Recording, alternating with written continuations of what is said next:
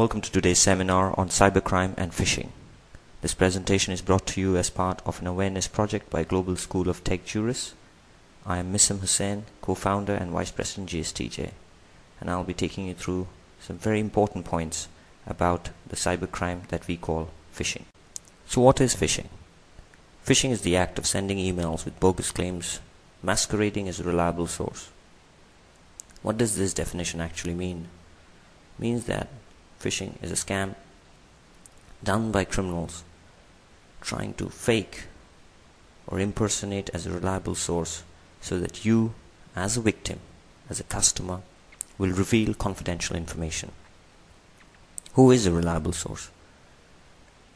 There is no definition of what is a reliable source. As far as the context is concerned, anyone who you trust, who you rely on, and who you are willing to reveal certain important information to can be termed as a reliable source. So internet service providers, email service providers, your company, your school, your college could all be termed as very reliable sources who the phishing scammer can impersonate. What is stolen from the victims? A variety of information can be stolen from the victims. It could be credit card numbers, bank account details, your internet PIN for your banking accounts. It could be a variety of information that you use on a daily basis on the internet. So let's look at some examples of phishing. The first one is a Lloyds TSB bank email. It's a UK bank email which was sent to a friend of mine. As you can see from the email, it says there is a security alert, and my friend was requested to go to a particular link on this website and fill up his online banking membership details, which meant that he was supposed to put in his, along with all the other demographic information, his account details, his full name, as well as the password or the access code that he used for accessing his bank account. Now he was, of course, not aware of this crime of phishing, hence he did click on this link and ended up going to the particular website which had been designed to steal information from people like my friend. Unfortunately, there is very little that a naive and innocent customer can do by just looking at these emails. As you can yourself see, that the phishing scammer has identified the victim's reliable source, has put up the logo in the form of the trademark logos, and has sent this email to the victim. The next step is for the victim to fall prey. The second email here is a Citibank phishing scam that was sent to Citibank members, again with the intention to reveal information. As you can see, most of these phishing spam or phishing emails always have something emergency to report about, and they always warn the customers that if they do not do something which they are asking them to do, there are serious consequences as a result of that. The next two slides talk about the top 10 countries as far as phishing site being hosted is concerned. So those bogus websites which lure customers to reveal information. The top 10 countries, number 10 position was occupied in India in 2006, but in 2007 India disappeared, although it continued to have a very high presence in terms of being one of the top 20 countries. Phishing rates have continued to soar across the world, so it is going to be an important matter of concern for law enforcement agencies everywhere. So phishing really relies on technological deception and social engineering techniques. As far as technology is concerned, phishing scammers take advantage of technology like spoofing, URL spoofing, email spoofing, and create bogus websites where you as a victim go and end up revealing all your information.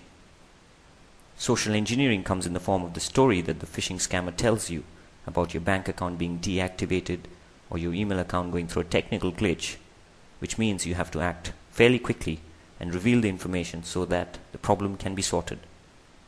A major way how phishing can be fought or prevented is by using spam filters or stopping to communicate or responding to unsolicited communication.